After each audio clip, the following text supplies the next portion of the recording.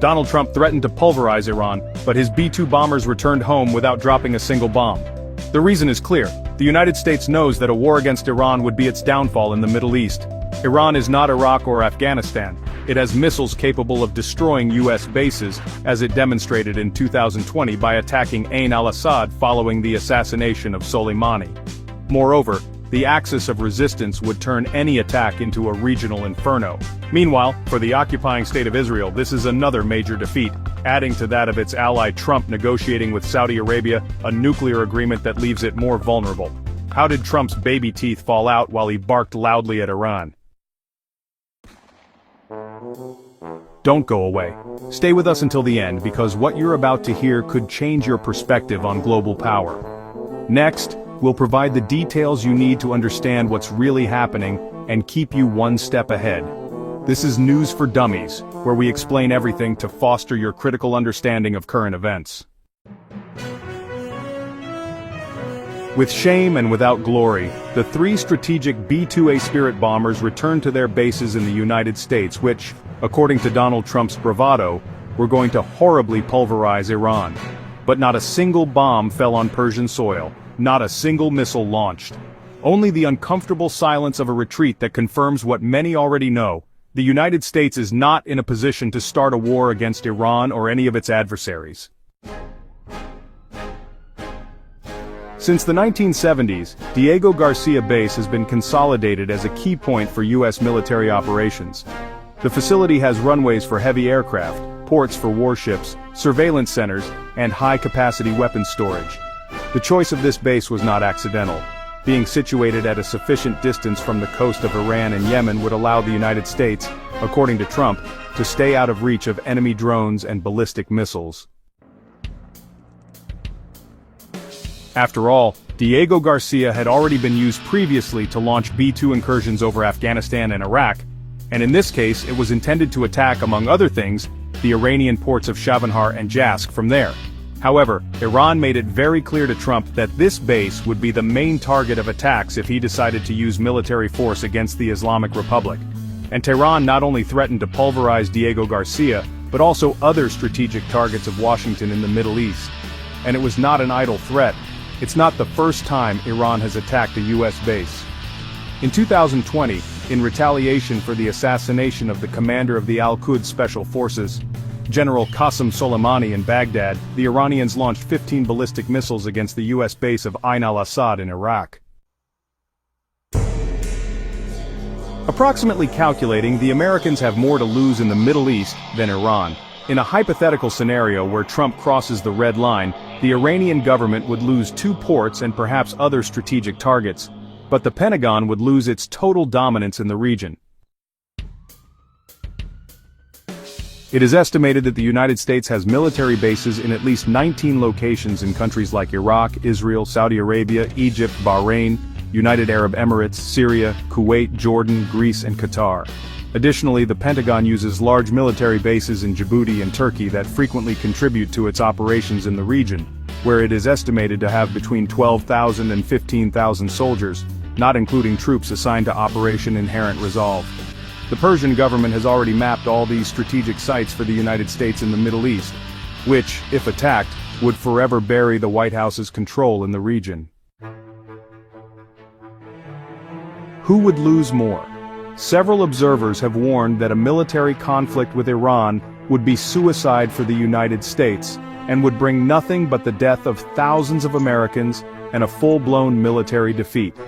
Just look at the scenario in Yemen, where Trump left with his tail between his legs. And if we look at the situation in retrospect, this has been demonstrated in many previous conflicts they have unleashed. Attacking Iran is not just attacking Iran, it's taking on the axis of resistance, and not just fighters from Tehran but from Syria, Lebanon, Iraq, Afghanistan, Pakistan, Yemen, and Palestine. Recent history is clear. From Vietnam to Afghanistan, the United States has lost all prolonged wars against asymmetric adversaries. Iran knows it, Trump knows it too. No wonder he agreed to lower the tone and sit down to negotiate under Iran's terms. So far, several rounds of indirect negotiations have taken place between Washington and Tehran, And although they have not yet reached an agreement, the level of tension between the two countries has noticeably decreased. But the shame without glory of the United States is already irreversible. Several analysts see the return of strategic bombers from the Middle East to the United States as another diplomatic fiasco for Trump. Immediately after his inauguration, the President of the United States assumed the role of peacemaker to try to obtain the Nobel Peace Prize, but it turned out to be too much. To date, he has not achieved a ceasefire in Ukraine, the end of the confrontation between Israel and Hamas in the Gaza Strip, nor a nuclear agreement with Iran, which has been adamant that it will not abandon peaceful development in this area. But in this whole story, the big loser is the occupying state of Israel, which is losing the support of the United States, of Trump, who has made moves that have displeased his historical friend. Among these moves are the progressive withdrawal of its military bases in Syria, leaving Israel vulnerable to Turkey, secret talks with Hamas to try to reach a ceasefire, and the icing on the cake, a Saudi investment agreement worth $1 trillion in the U.S. military industry that sidelines the normalization of diplomatic relations between the occupiers and Saudi Arabia, a country that received in return U.S. support for the development of its allegedly peaceful nuclear energy project. For years, the kingdom had maintained contact with the White House to try to reach such an agreement that would allow it to enrich uranium, and now it has finally achieved it. It is estimated that the final pact will be sealed in mid-May. What do you think about the implications of the United States military's strategic decisions in the Middle East and their impact on global power dynamics? Give us your opinion in the comment box below. The recent events underscore the complex interplay of military strategy, geopolitical interests, and regional alliances. The United States under President Trump's administration exhibited a show of force by deploying B-2 bombers to Diego Garcia, signaling a potential escalation with Iran. However, the subsequent withdrawal without engagement highlights the limitations and potential repercussions of direct military action against a well-prepared adversary like Iran. Historically, the United States has faced challenges in prolonged conflicts against asymmetric opponents, as seen in Vietnam and Afghanistan. Iran's demonstrated capability to retaliate, notably the 2020 missile attacks on U.S. bases in Iraq, serves as a deterrent against overt aggression. The broader implications involve not just the United States and Iran, but also regional players like Israel and Saudi Arabia. Israel finds itself increasingly isolated, especially with the United States engaging in nuclear discussions with Saudi Arabia, potentially altering the balance of power in the Middle East. The beneficiaries of the current dynamics appear to be Iran and Saudi Arabia, strengthening their regional positions. Conversely, the United States faces the challenge of maintaining its influence without direct confrontation, and Israel grapples with diminishing support from its traditional ally. Now it's your turn.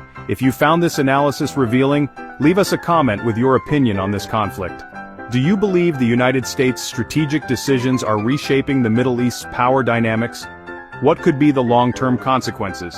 Subscribe if you haven't already, because we'll be following the evolution of this story minute by minute.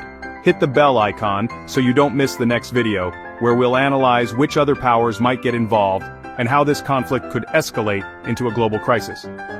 And if you want to learn more about the historical context of United States-Iran relations and their impact on current events, click now on the video on screen.